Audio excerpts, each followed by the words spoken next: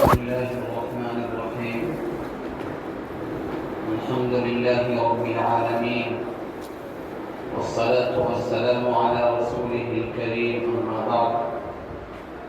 أعوذ بالله من الشيطان الرجيم. بسم الله الرحمن الرحيم. ما كان محمد أبا أحد من رجالكم ولكن رسول الله وخاتم النبيين وكان الله بكل شيء عليما. يا أيها الذين آمنوا اذكروا الله ذكرا كثيرا وسبحوه بكرة وأصيلا. هو الذي يصلي عليكم وملائكته ليخرجكم من الظلمات إلى النور وكان بالمؤمنين رحيما. تحيتهم يوم يلقونه سلام وأعد لهم أجرا كريما. صدق اللہ العظیم. گزشتہ کل سود کی مذمت کے متعلق تفسیر پڑھی گئی تھی. سورہ بقرہ کی 271 نمبر آیت سے لے کر 281 نمبر کی آیات میں اللہ رب العزت نے سود کی مذمت بیان فرمائی ہے. بڑی تفصیل سے کل بات آ چکی ہے. جس طرف سے ہماری دعاؤں کو، ہماری عبادتوں کو، ہمارے اعمال کو سودی نظام برباد کر رہا ہے، اسی طرح سے ہمارے ایمان کو برباد کرنے والی چیز ہے ختم نبوت میں شک و شبہ. جس طرف سے اللہ رب العزت پر ایمان لانا کہ اللہ ایک ہے، اس کے سوا کوئی بندگی اور عبادت کے لائق نہیں ہے، اسی طرح سے اس بات پر بھی ایمان لانا ضروری ہے کہ اللہ کے نبی صلی اللہ علیہ وسلم آخری پیغمبر ہیں. آپ کے بعد قیامت تک کوئی پیغمبر نہیں آ سکتا. اسی کے متعلق آج کی آیت کریمہ کا انتخاب کیا گیا ہے. جو اہم باتیں ہوں گی ختم نبوت سے متعلق وہ انشاءاللہ آئیں گی. بسم اللہ الرحمن الرحیم. ما کان محمد ابا احد من رجالکم. محمد صلی اللہ علیہ وسلم تم میں سے کسی کے باپ نہیں ہیں، تم میں سے کسی مرد کے باپ نہیں ہیں. ولکن رسول اللہ وخاتم النبیین، لیکن اللہ کے رسول ہیں اور آخری نبی ہیں. وَكَانَ اللَّهُ بِكُلِّ شَيْءٍ عَلِيمًا، اور اللہ رب العزت ہر چیز کو جانتا ہے. یا ایھا الذین آمنوا اذکروا اللہ ذکرا کثیرا. اے ایمان والو، اللہ کا خوب ذکر کرو، اللہ کا کثرت سے ذکر کرو. وَسَبِّحُوهُ بُكْرَةً وَأَصِيلًا، اور اللہ تعالیٰ کی تسبیح بیان کرو صبح و شام.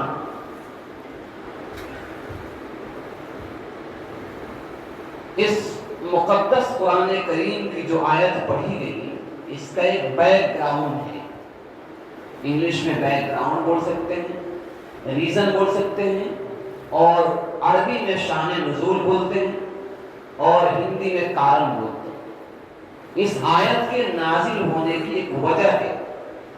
ہوا یہ کہ جناب نبی اکرم صلی اللہ علیہ وسلم نے حضرت زینب سے نکاح کر لیا اللہ کے حکم سے. جب نکاح کیا تو پورے عرب میں شور برپا ہو گیا کہ دیکھو یہ محمد اپنے آپ کو پیغمبر کہتا ہے، اپنے بیٹے کی بیوی سے نکاح کر لیا. اپنے بیٹے کی بیوی سے اس نے نکاح کر لیا، اپنی بہو سے نکاح کر لیا. اللہ رب العزت نے تماچا لگایا ایسے لوگوں. اعلان کیا اللہ نے، ما کان محمد ابا احد من رجالکم. ارے نالائقو، تمہیں ہوش نہیں ہے، پتہ نہیں ہے کہ محمد تو کسی مرد کے باپ ہی نہیں ہیں. وہ کسی مرد کے باپ ہوتے تب تو ان کی بہو ہوتی. وہ تو کسی مرد کے باپ ہی نہیں ہے۔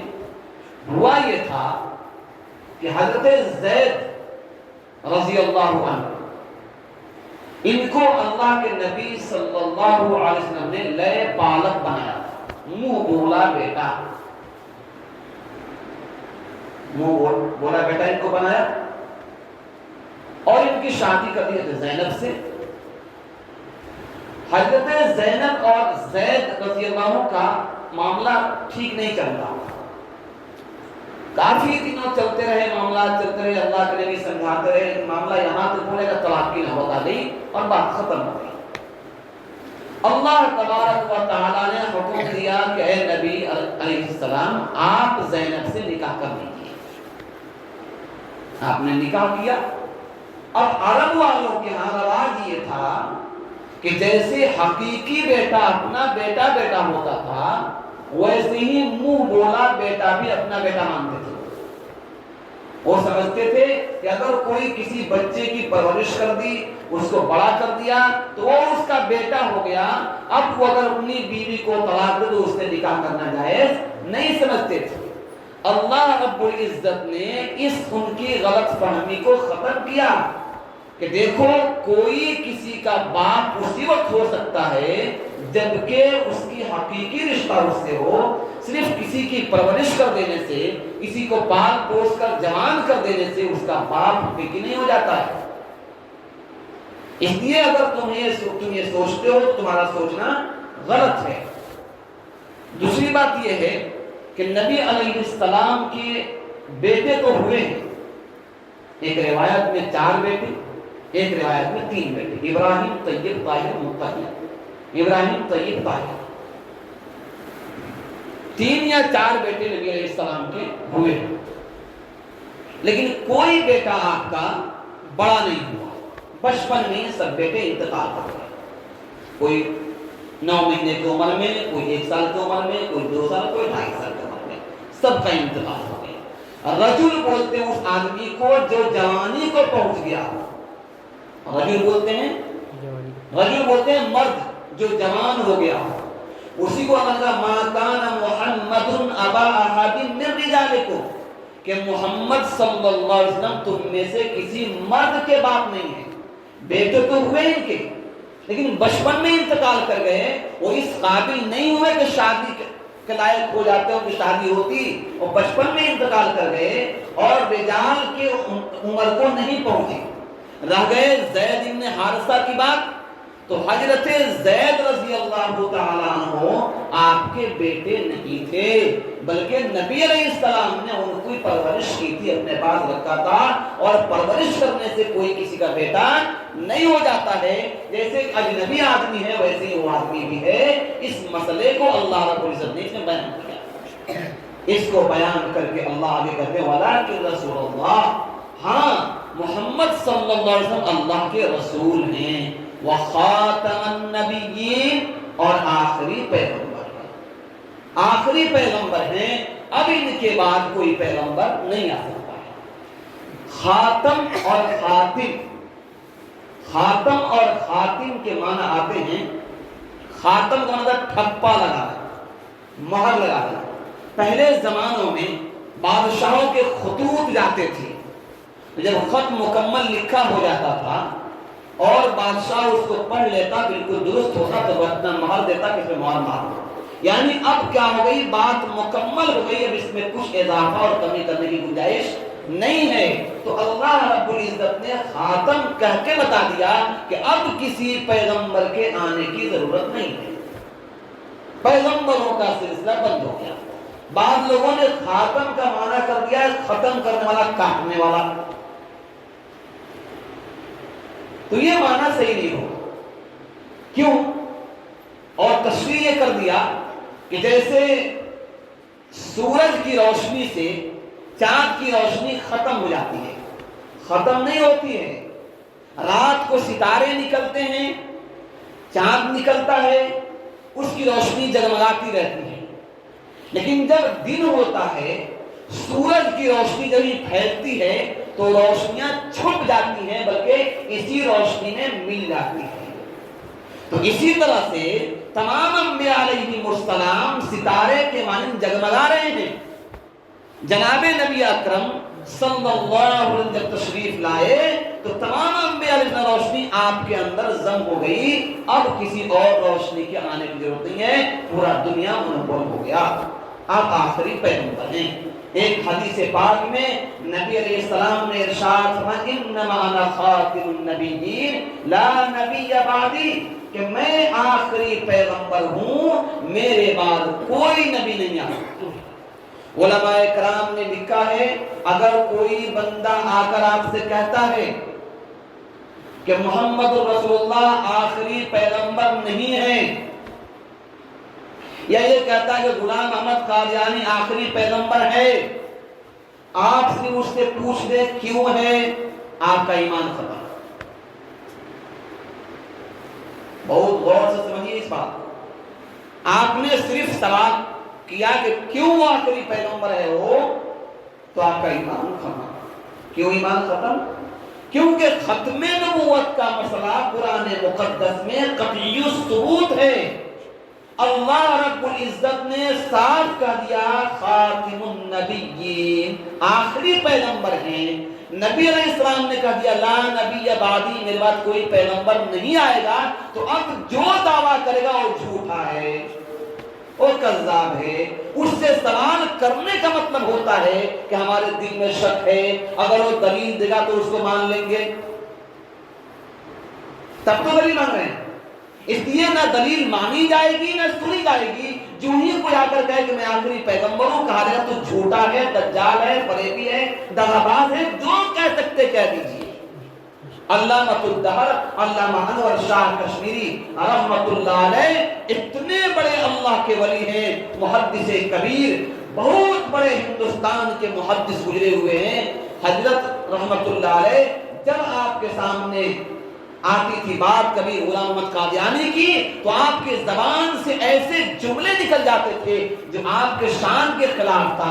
लोगों ने कहा, हजरत आप तो बड़े मुहद्दिस हैं, ऐसे जुमले क्यों बोल देते हैं? कहा कि ये शान ईमान है कि ऐसे खबीसों को, नलायकों को ऐसे जुमले बोले जाएं। ये ईमान की सबूत है, क्योंकि जो खत्मे नबूवत में डाका डालता है वो डायरेक्ट हमारे नबी आका जनाब मोहम्मद रसूलुल्लाह सल्लल्लाहु अलैहि वसल्लम कलेजे पे वार करता है। इसलिए ऐसे नालायकों और कमबख्तों को जिन अल्फाज में आप मुखातब कर सकते हैं करें, कोई हर्ज नहीं है। ऐसे लोगों के खत्मे नबूवत के मामला में कोई मामला नहीं सुना जाएगा।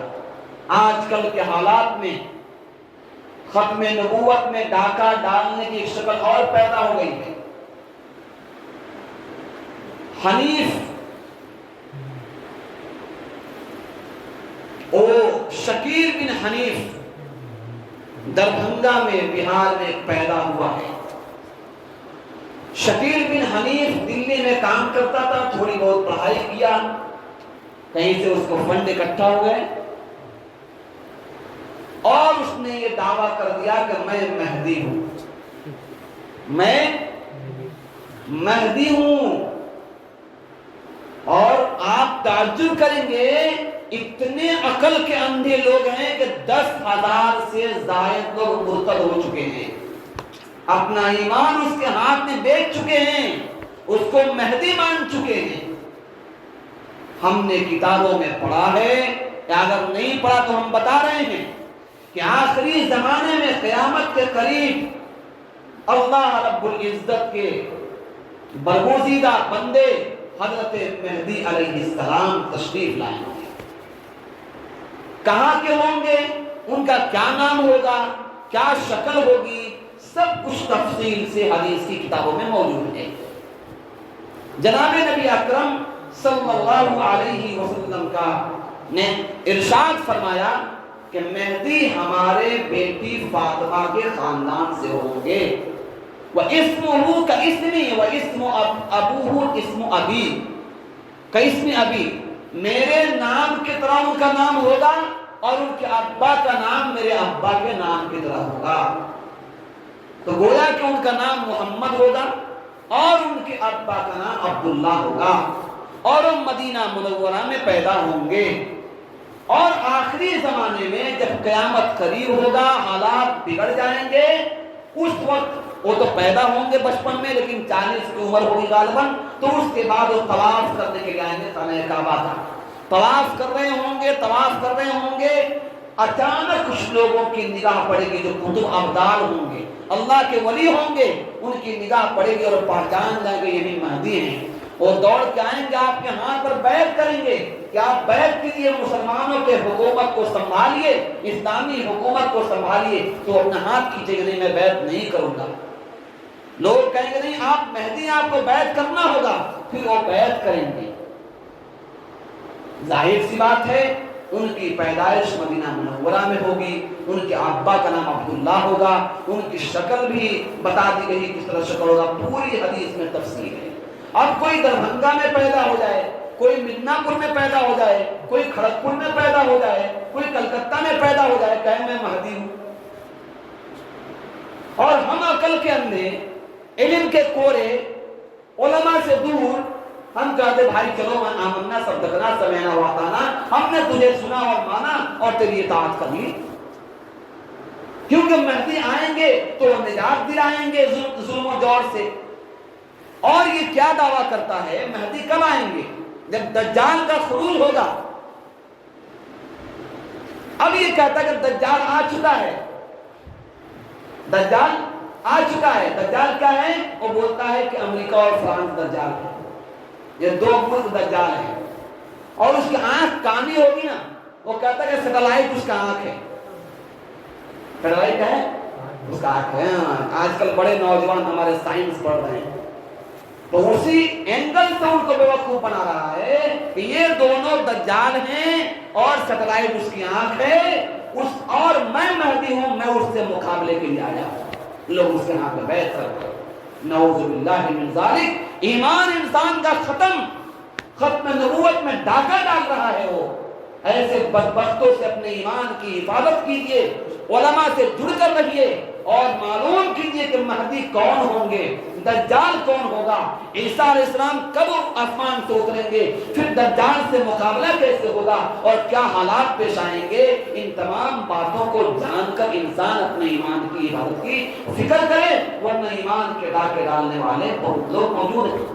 یہ علماء کرام یہ دنیا میں اللہ رب العزت کی طرف سے ایک بہت بڑی نعمت ہے۔ آپ کہیں گے بہت سے علماء کا حال بھی ٹھیک نہیں، بات صحیح ہے، کہا آپ ہر داڑھی ٹوپی والے کو عالم سمجھ لیتے ہیں، آپ کی غلطی ہے۔ آپ کو بیماری ہے، ہارٹ اٹیک آیا ہے، تو آپ معلوم کرتے کلکتہ میں سب سے اسپیشلسٹ ڈاکٹر کون ہے، ہارٹ کا ماہر کون ہے۔ آپ کو کڈنی کا پرابلم ہے، کڈنی کے ماہر ڈاکٹر کو تلاش کرتے ہیں، آپ کو لیور کا پرابلم ہے، اس کے ڈاکٹر کو تلاش کرتے ہیں۔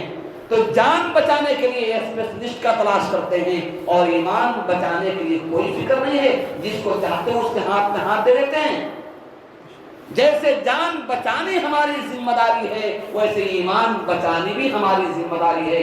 ایسے علماء کرام کا تلاش کرنا ہماری ذمہ داری ہے جو ہمارے ایمان کی حفاظت صحیح طور پر کر سکیں، صحیح رہنمائی ہم کو کر سکیں۔ جناب نبی اکرم صلی اللہ علیہ وسلم فرمایا کہ العلماء ورثۃ الانبیاء، علماء انبیاء کے وارث ہیں۔ ایک حدیث میں آتا ہے کہ علماء امتی کا انبیاء بنی اسرائیل، اللہ اکبر، کہ میری امت کے علماء بنی اسرائیل کے انبیاء کی طرح ہیں۔ ایک عالم نے اپنا خواب بیان کیا، حکیم الامت حضرت محمد حکیم الاسلام حضرت قاری محمد طیب صاحب رحمۃ اللہ علیہ فرماتے ہیں کہ ایک عالم ایک بہت بڑے اللہ کے ولی کو خواب میں یا آدھے نیند اور کشف میں ایک چیز دکھایا گیا۔ دیکھتے کیا ہیں کہ جناب نبی اکرم صلی اللہ علیہ وسلم مجلس لگی ہوئی آپ تشریف فرما ہیں، آپ کے داہنے طرف تمام انبیاء علیہ السلام بیٹھے ہیں، اور بائیں طرف آپ کے امتی کے علماء بیٹھے، سب لوگ بیٹھے ہیں۔ سنیے، غور سے سنیے گا، بڑا بہت ہی عبرتناک اور بہت ہی سوچنے والی بات ہے یہ، غور سے سنیے۔ لکھا ہے کہ نبی علیہ السلام بیچ میں مجلس لگائے ہیں، داہنے جانب انبیاء علیہ السلام تمام بیٹھے ہیں، بائیں جانب اس امت کے علماء بیٹھے ہیں۔ حضرت موسیٰ علیہ السلام تو ایسے ہی ماہر بات کرنے ہیں، اللہ سے بھی بہت بات کرتے تھے، اس لیے کلیم اللہ کا لقب مل گیا ان کو، بار بار میں اللہ سے بات کرتے، کچھ بات ہوتی اللہ سے پوچھ لیتے تھے۔ تو اب جو ہے حضرت موسیٰ کھڑے ہوتے ہیں اور نبی علیہ السلام کے سامنے آ کر کہتے ہیں کہ اے آقا علیہ السلام، ہم نے سنا ہے کہ آپ یہ حدیث فرماتے ہیں کہ علماء امتی کا انبیاء بنی اسرائیل، کہ آپ کے امت کے علماء انبیاء بنی اسرائیل کے انبیاء کی طرح ہیں، کیا یہ آپ کی حدیث ہے؟ کون پوچھ رہے ہیں؟ موسیٰ علیہ السلام پوچھ رہے ہیں اللہ کے نبی سے، کیا یہ آپ کی حدیث ہے؟ اللہ کے نبی کہتے ہیں ہاں میری حدیث ہے۔ حضرت موسیٰ علیہ السلام کہتے ہیں پھر میں آپ کے علماء کا امتحان لوں گا، میں آپ کو علماء کا امتحان لوں گا۔ کہا ٹھیک ہے لے لو امتحان۔ نبی علیہ السلام کی نگاہ پڑتی ہے امام غزالی رحمۃ اللہ علیہ، امام غزالی رحمۃ اللہ، بہت بڑے فلسفی، بہت بڑے حکیم، بہت بڑے محدث، بہت بڑے فقیہ، بہت بڑے عالم ہیں امام غزالی۔ ان کی کتاب ہے احیاء العلوم والدین، اب پڑھیے اس کتاب کو، 4 جلدوں میں، اتنی زبردست کتاب ہے کہ یورپ میں بھی اس کو پڑھائے جا رہے ہیں، اور فورڈ یونیورسٹی میں اس کو پڑھائے جا رہے ہیں۔ امام غزالی بیٹھے ہوئے تھے، نبی علیہ السلام کی نگاہ پڑی ان پر، کھڑے ہو گئے، بلایا کھڑے ہو گئے، آ کر پاس ہاتھ باندھ کر کھڑے ہو گئے۔ حضرت موسیٰ علیہ السلام پوچھتے ہیں مسمک، واٹ از یور نیم؟ مسمک آپ کا نام کیا ہے؟ تو وہ کہتے ہیں محمود ابن فلاں ابن فلاں ابن فلاں ابن فلاں ابن فلاں ابن فلاں ابن فلاں ابن فلاں ابن فلاں ابن آدم علیہ السلام۔ ایک دم اپنے سے شروع کیا اور پورا اپنا سلسلہ نسب آدم علیہ السلام تک بولتے چلے گئے۔ حضرت موسیٰ علیہ السلام کہتے ہیں کہ بھئی ہم نے تم سے تمہارا نام پوچھا، یہ کیسا سمجھدار ہے آدمی؟ سمجھدار تو اس کو کہتے ہیں کہ جتنا سوال ہو اتنا ہی جواب ملنا چاہیے۔ تم سے میں نے نام پوچھا، نام بولتے محمود نام ہے میرا، تم نے اپنا نام، دادا کا نام، پردادا کا نام، لکردادا کا نام، چکردادا کا نام، پورا نسب گنا دیا تم نے، کیسے تم کہتے ہو، مطلب کیسے تم جو ہے سمجھدار ہو؟ موسیٰ علیہ السلام خاموش ہو گئے۔ جب خاموش ہو گئے، ادب دکھا رہے ہیں، امام غزالی ادب سے کھڑے ہوتے ہیں، حضرت ایک بات پوچھوں؟ کیا پوچھو؟ کہا کہ حضرت جب آپ کوہ طور پر تھے، آپ کے ہاتھ میں لاٹھی تھی، اللہ تعالیٰ نے آپ سے پوچھا وَمَا تِلْكَ بِيَمِينِكَ يَا مُوسَىٰ، موسیٰ تمہارے ہاتھ میں کیا ہے؟ تو آپ نے کہا هِيَ عَصَايَ أَتَوَكَّأُ عَلَيْهَا وَأَهُشُّ بِهَا عَلَى غَنَمِي وَلِيَ فِيهَا مَآرِبُ أُخْرَىٰ، یہ میری لاٹھی ہے، میں اس پر ٹیک لگاتا ہوں، بکری چراتا ہوں، اور بھی بہت سارا کام کرتا ہوں۔ تو حضرت اللہ تعالیٰ نے تو آپ سے صرف پوچھا تھا کہ آپ کے ہاتھ میں کیا ہے، آپ تو لاٹھی کا پورا خاندان گنا دیا، اس کا پورا کام گنا دیا۔ حضرت موسیٰ علیہ السلام مسکرا کر بولتے ہیں اے آقا علیہ السلام، میں سمجھ گیا کہ آپ کے امت کے علماء بنی اسرائیل کے انبیاء کی طرح ہیں، ان کی سمجھ انبیاء بنی اسرائیل کی طرح ہے۔ انبیاء نبیوں کے درجہ کو تو نہیں پا سکتے ہیں، لیکن اللہ رب العزت نے ان کا مقام بہت اونچا کیا ہے۔ آپ کی حدیث بالکل ہم مان گئے۔ یہاں پر ایک سوال ہو سکتا ہے، آپ یہ سوال کر سکتے ہیں کہ امام غزالی نے گویا کہ حضرت موسیٰ علیہ السلام اور اللہ تعالیٰ کے بات پر کیا کیا ہے؟ سوال کیا ہے، اور انبیاء کی بات پر سوال کرنا کفر ہے گویا کہ، یہ کیسے ہو سکتا ہے؟ بعض لوگوں نے جواب دیا کہ الزامی جواب دیا، یعنی خاموش کرنے والا جواب دیا۔ بعض لوگ کہتے نہیں، اتباعی جواب دیا ہے، یعنی جیسے اللہ رب العزت بادشاہوں کا بادشاہ سامنے ہے اور موسیٰ کلیم اللہ سامنے ہے، عشق و محبت ہے، خدا کے عاشق کھڑا ہے، تو عاشق یہ چاہتا ہے کہ معشوق سے لمبی بات ہو، तो आपसे अल्लाह ने पूछा वमा तिलका बियमीनिका या मूसा, मूसा आपके हाथ में क्या है? तो आपने चाहा कि थोड़ा लंबा बात कर लूं, अल्लाह से मौका मिला है तो। कहा हिया असाया, ये मेरी लाठी है, अतवक्कउ अलैहा, इस पे टेक लगाता हूं, व अहुश्शु बिहा अला गनमी, बकरियां चराता हूं इससे, वली फीहा मआरिब उखरा, और बहुत सारा काम करता हूं। इसलिए किया ताकि लंबी बात हो सके अल्लाह से। तो हजरत इमाम गजाली ने भी सोचा कि आज इतने बड़े पैगंबर से मेरी बात हो रही है, जो मूसा कलीमुल्लाह है, तो हमको भी चाहिए थोड़ा लंबा उनसे बात कर ले। हमसे सिर्फ नाम पूछा है, अगर नाम बोल दे खाली महमूद तो बात फौरन खत्म हो जाएगी, चलो थोड़ी लंबी बात कर ले उससे। मेरे भाइयों, उलमा उम्मती का अंबिया बनी इस्राइल, अल उलमा वरसतुल अंबिया, अंबिया अलैहिमुस्सलाम के वारिस ये उलमा हैं। अच्छे उलमा का तलाश करके उनसे राबता रखकर अपने ईमान की हिफाजत कीजिए, वरना ईमान के लुटेरे और डकैत पूरे दुनिया में गली गली में किसी न किसी शक्ल में ला इलाहा इल्लल्लाह मुहम्मद रसूलुल्लाह के झंडे के तहत आपका ईमान खरीदने आ जाएंगे, आप उनको समझ नहीं पाएंगे। आजकल गूगल का जमाना है, इंटरनेट का जमाना है, यूट्यूब का जमाना है, बड़े आसानी से लोग यूट्यूब सर्च कर लेते हैं, गूगल पे देख लेते हैं, ये पता नहीं साइट किसने बनाया है, उसमें क्या पॉइजन डाल दिया है, कौन सा जहर दिमाग में डालेगा और हमारा दिमाग मारूफ हो जाएगा, हमारा अकल काम करना छोड़ देगा, ये हमको पता नहीं चलता है मेरे भाइयों। इसलिए अगर हम चाहते हैं कि हमारी ईमान महफूज रहे, हमारा ईमान बचा रहे, तो हमें खत्म नबूवत के लिए बड़ा फिक्रमंद रहना होगा मेरे भाइयों। ये कभी पैसे का लालच देकर, कभी ओहदे का लालच देकर, कभी किसी और बहाने से सिर्फ आपके पास आएंगे, कहेंगे बस कुछ नहीं कहना है, अरे भाई मोहम्मद रसूलुल्लाह भी पैगंबर थे, गुलाम मोहम्मद कादियानी भी पैगंबर है, इतना कहने में क्या हर्ज है, 1 लाख रुपया दे देंगे आपको, सीधा अपना मुसलमान कहते हैं कोई हर्ज नहीं है, बस इतना कहा, उसका मुर्तद हो गया, उसका निकाह खत्म हो गया, उसकी बीवी उस पर हराम हो गई, उसका जनाजे की नमाज नहीं पढ़ी जाएगी, उसको मुसलमानों कब्रिस्तान में दफन नहीं किया जाएगा, सब कुछ खत्म हो गया मामूली सी बात पर।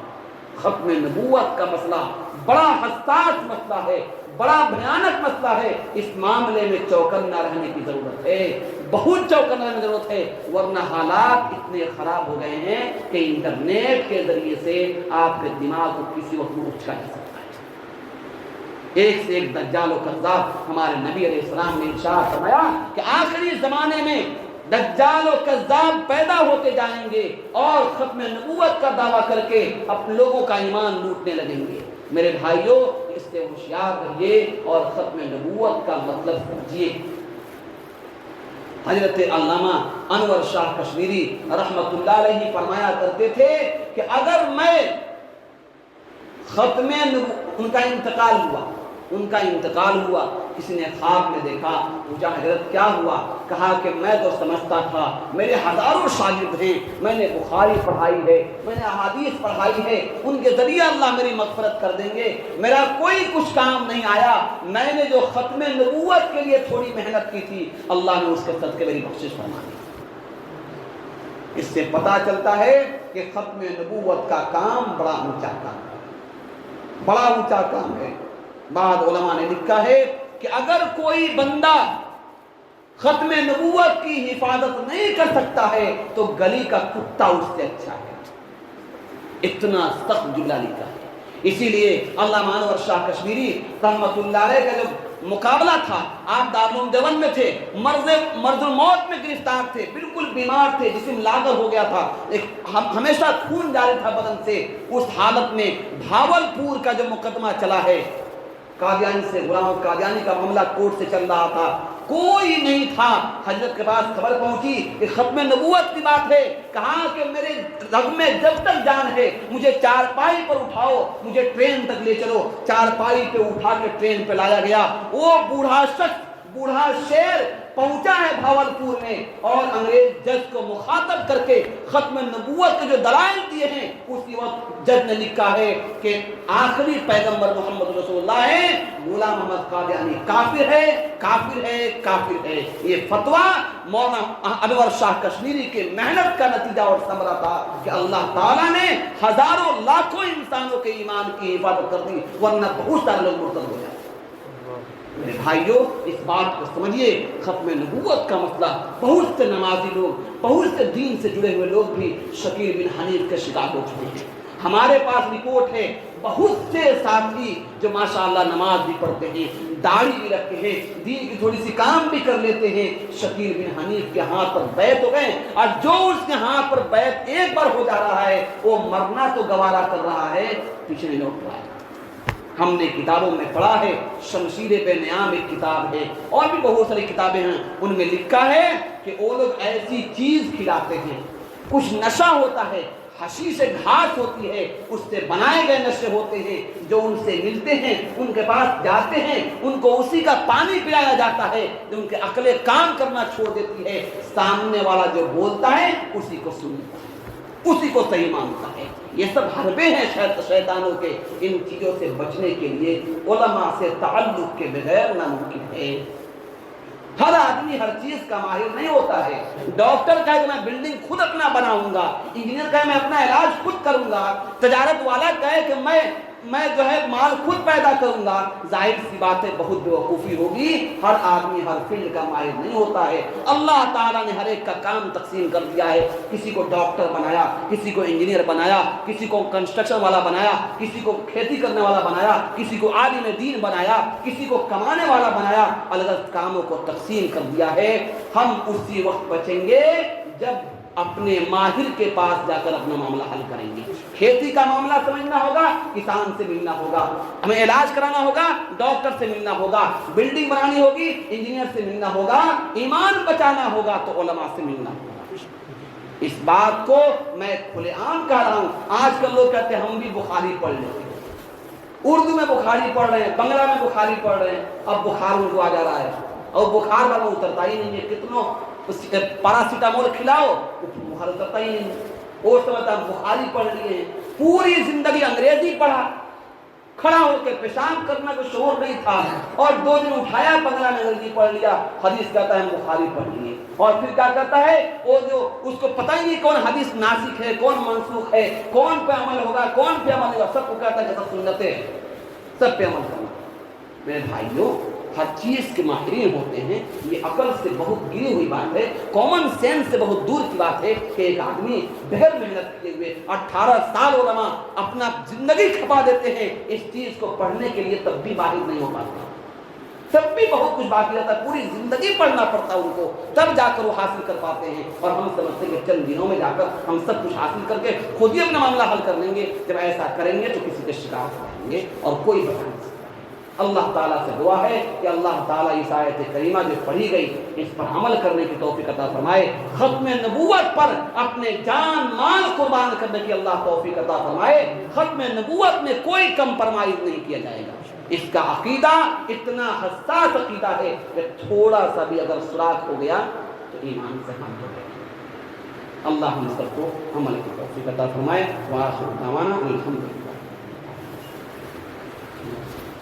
الحمدللہ اللهم صل على محمد النبي الأمي وعلى آله وسلم تسليما رب اغفر وارحم وأنت خير الراحمين لا إله إلا أنت سبحانك إني كنت من الظالمين رب ہمارے گناہوں کو معاف فرما دیجیے، خطاؤں کو معاف فرما دیجیے، ختم نبوت کے مسئلے کو سمجھنے کی توفیق عطا فرمائیے۔ اے اللہ ایمان کے ڈاکے ڈالنے والے، ایمان کے لٹیرے ہمارے گھروں میں داخل ہو چکے ہیں، اے اللہ ہمیں پتہ تک نہیں ہے۔ اے رب کریم فضل فرما کر ہمارے ایمان کی حفاظت فرما دے، ایسا نہ ہو کہ 60-70 سال تک تمہارا نام لیتے رہیں اور آخر عمر میں ہمارا کوئی ایمان لے کر چلا جائے اور ہم جہنمی بن جائیں، تو ہم سے بڑا گھاٹا والا کوئی نہیں ہوگا۔ اے رب کریم جیسے آپ نے اپنے فضل سے ہم سب کو ایمان عطا فرمایا ہے، ایمان ہی پر موت دیجیے گا، ایمان ہی پر موت دیجیے گا اور ایمان کے ساتھ ہی اٹھائیے گا مولا۔ اے رب کریم ہمارے ایمان کی حفاظت فرما دیجیے، ہمارے نسلوں کی ایمان کی حفاظت فرما دیجیے، قیامت تک آنے نسلوں کی کی ایمان کی حفاظت فرما دیجیے، تمام مسلمانوں کے ایمان کی حفاظت فرما دیجیے۔ اے رب کریم، اس سے بڑا قیمتی چیز کچھ نہیں ہے۔ اے اللہ، اس چیز کو صحابہ کرام نے سمجھا تھا، اس لیے انہوں نے اپنی جان مال سب کچھ قربان کر دی، ایمان کو ضائع نہیں ہونے دیا۔ آج ہم بات بات پر ایمان کا سودا کر لیتے ہیں اے اللہ، اس لیے کہ ہم کمزور ہیں مولا، علم نہیں ہے ہمیں وہ اللہ سے آپ سے تعلق نہیں ہے، اپنا تعلق قائم کر دیجئے۔ اے اللہ، اپنی محبت عطا فرما دیجئے، لاڈلے پیغمبر کی محبت عطا فرما دیجئے۔ اے مولا کریم، ختم نبوت کی خدمت کے لیے قبول فرما لیجئے۔ اے اللہ، ختم نبوت کے پیغام کو پورے عالم میں پہنچانے کے لیے قبول فرما لیجئے۔ اے اللہ، ہم کمزور ہیں، اے اللہ ہم کمزور ہیں، بے علم ہیں، اے اللہ بے علم ہیں، لیکن آپ اپنے علم سے مالا مال فرما دیجئے۔ اے اللہ، اپنی قوت سے قوت عطا فرما دیجئے۔ اے اللہ، اپنے صحت عطا فرما دیجئے، ہم سے کام لے لیجئے۔ اے مولا کریم، بہت سے لوگوں نے پریشانیوں کے لیے کہا ہے، اے اللہ سب کی پریشانیوں کو دور فرما دیجئے، سب کی پریشانیوں کو دور فرما دیجئے۔ اے اللہ، سب کی بیماریوں کو دور فرما دیجئے۔ اے اللہ، ہم بھی بیمار ہیں، ہمیں شفا کامل عاجل مفرطہ عطا فرما دیجئے۔ اے اللہ، بہت سے لوگ پریشان حال ہیں، اے اللہ ناجائز مقدمات میں پھنسے ہیں، اے اللہ ان کو باعزت بری فرما دیجئے۔ خاص طور سے محبوب بھائی کا جو مسئلہ ہے، اے اللہ اسے حل فرما دیجئے، اے اللہ انہیں باعزت بری فرما دیجئے۔ اے اللہ سازش کرنے والوں کو ناکام کر دیجئے، اے اللہ انہیں منہ کے کھانے والا بنا دیجئے۔ اے رب کریم، فضل کا کرم کا معاملہ فرما دیجئے۔ بہت سے دوست احباب دعاؤں کے لیے کہتے رہتے ہیں، ان کا فرحت بنتا ہے، سب کی جائز تمناؤں کو پورا فرما دیجئے۔ اے اللہ فلسطینیوں پر رحم فرما دیجئے، وہاں کے معصوم بچوں پر رحم فرما دیجئے، اے اللہ وہاں کی بیواؤں پر رحم فرما دیجئے۔ اے اللہ فضل کا کرم کا معاملہ فرما کر وہاں کے شہداء کی مغفرت فرما کر ان کے صدقے ہماری مغفرت فرما دیجئے۔ اے اللہ ہمارے ملک کو ترقی دیجئے، ہمارے ملک میں امن و شانتی لا دیجئے۔ اے اللہ ہونے والے انتخاب کو امن کے ساتھ پورا کرا دیجئے۔ اے اللہ صحیح حکومت قائم کرائیے۔ اے رب کریم، اپنے فضل کا کرم کا معاملہ فرما کر ہماری عبادتوں کو قبول فرما لیجئے۔ اے اللہ مغفرت کا عشرہ چل رہا ہے، ہم سب کی مغفرت فرما دیجئے، آنے والے ایام کو صحیح سے گزارنے کی توفیق عطا فرمائیے۔ اے اللہ جرمانہ وہ بھی عطا فرما دیجئے، جرمانہ بھی عطا فرما دیجئے۔ اے اللہ اپنے ہمارے بچوں کو ہمارے نسلوں کو دین کے لیے قبول فرما لیجئے، جو بیمار ہیں شفا کاملہ عاجل عطا فرما دیجئے۔ اللهم انا نسألك من خير ما سألك نبي محمد صلى الله عليه وسلم ونعوذ بك من شر ما استعاذ من محمد صلى الله عليه وسلم وانت المستعان ولك البلاغ ولا حول ولا قوة إلا بالله العظيم برحمتك يا أرحم الراحمين۔